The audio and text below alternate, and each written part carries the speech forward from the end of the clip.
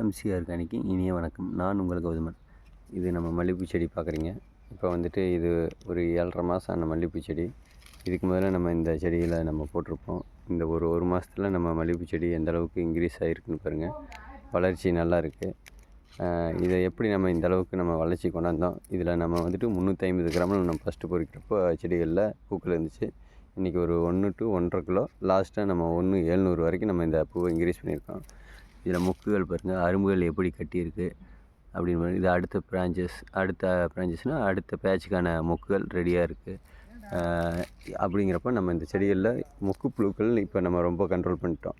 அப்படின்னா எப்படி இதை கண்ட்ரோல் பண்ணணும்? நம்ம கொடுக்குற மருந்து அந்த அளவுக்கு தரமாக இருக்குது. இதில் பாருங்கள், உள்ளே நம்ம பார்த்திங்கன்னா அகத்தி செடிகள் ஃபுல்லாகவே அகத்தி செடிகள் அங்கங்கே இருக்கும். இதில் வந்துட்டு 2 விஷயம் நடக்கும். பூச்சிகள் கட்டுப்பாடு நடக்குது. 2வது, இந்த வெயில் தாக்கத்துக்கு செடிகள் வந்துட்டு பாதுகாக்கப்படுது. இந்த அகத்தி செடிகள் இருக்கிறனால பூச்சிகள் நமக்கு ரொம்ப கண்ட்ரோலாக இருக்குது. இந்த மாதிரி உங்கள் தோட்டத்தை இயற்கை முறையில் பிளான் பண்ணுங்கள். அதுக்கு தகுந்த மாதிரி நீங்கள் வடிவமைங்க. இந்த பூக்களோட செட்டிங்ஸை எப்படி பண்ணணும், அந்த மொக்குப்புழுவை எப்படி கண்ட்ரோல் பண்ணணும், அதுக்கு என்ன மாதிரி நம்ம மருந்துகள் கொடுக்குறோம் அப்படிங்கிற இதில் பாருங்கள். இந்த செடியில் பாருங்கள், பூக்கள் எந்த அளவுக்கு எடுத்துருக்குன்னு பாருங்கள். திரும்ப நம்ம இதில் வந்துட்டு இந்த டைம் நம்மளோட டார்கெட் 2 கிலோ அந்த அளவுக்கு வச்சுருக்குறோம்.